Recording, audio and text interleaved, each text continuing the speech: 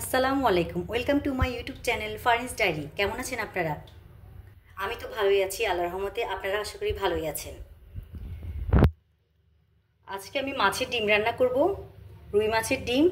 আমি ভালো করে রক্তগুলো চলে যাওয়ার জন্য আর ব্যাড স্মেল চলে যাওয়ার জন্য আমি লেবু পানিতে ভিজিয়ে রেখেছি। এবার আমি ভালো করে ধুয়ে আমি হলুদ দিয়ে আমি কিছুটা ভাপিয়ে নিব। আর মাছটা অনেক বড় ছিল, 7.5 কেজির মতো ছিল।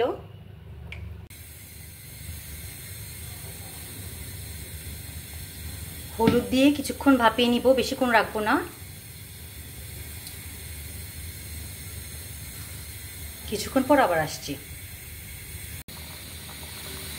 এবার চুলা বন্ধ করে দিচ্ছি, হয়ে গিয়েছে ডিমগুলো। এবার নামিয়ে নিব।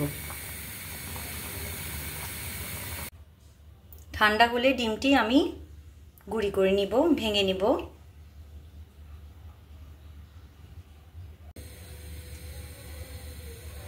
চুলায় তেল দিয়ে দিলাম। এদিকে আমি মাছের ডিমগুলোকে ভালো করে গুঁড়ো করে নিয়েছি, একদম ভালো করে। তেল গরম হয়ে গিয়েছে, এবার আমি পেঁয়াজ দিয়ে দিব। পেঁয়াজগুলো বড় বড় করে কাটলে ভালো লাগে এই রান্নাটাতে।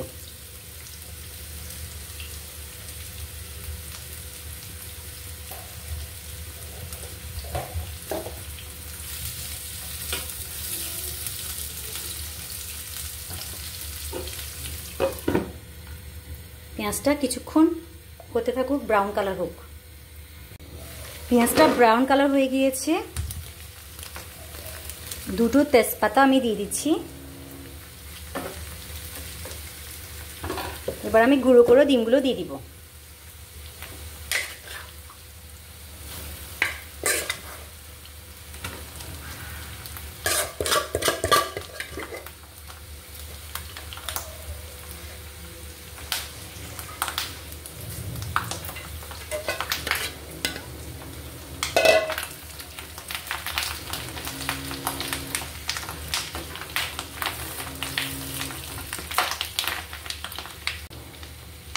মাছের মশলা দিয়ে দিচ্ছি।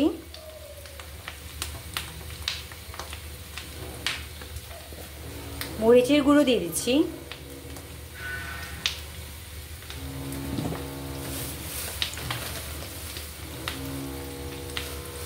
পরিমাণ মতো লবণও দিয়ে দিচ্ছি।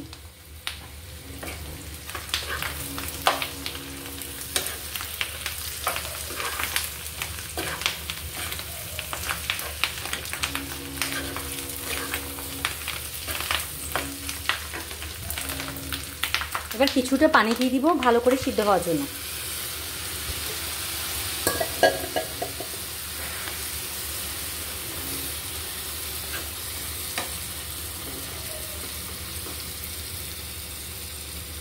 অল্প আছে, এভাবে করে অনবরত নাড়তে থাকতে হবে, নাইলে আবার লেগে যাবে, নিচে লেগে যাবে।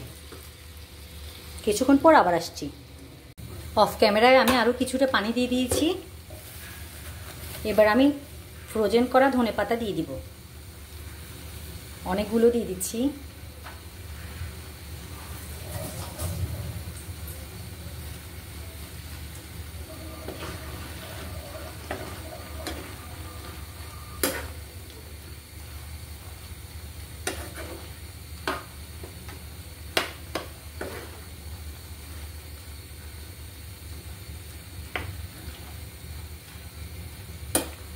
এভাবে অনবরত নাড়তে থাকতে হবে। এবার আমি কাঁচামরিচ দিয়ে দিচ্ছি।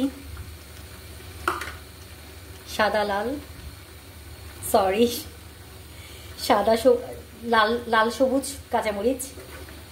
কাঁচামরিচ পেকে কিছু কাঁচামরিচ লাল হয়ে গিয়েছে, আর কিছু সবুজই আছে, দারুণ লাগছে।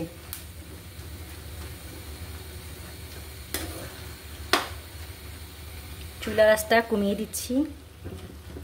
এবার অনবরত নাড়তে থাকতে হবে, অল্প আছে করতে হবে।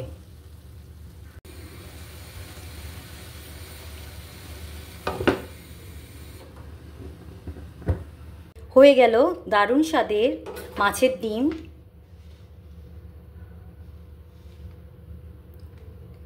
সুস্বাদু মাছের ডিম আপনারা ট্রাই করতে পারেন এভাবে, আশা করি খারাপ হবে না। তো সবাই ভালো থাকবেন, সুস্থ থাকবেন। আল্লাহ হাফেজ, আসসালামু আলাইকুম।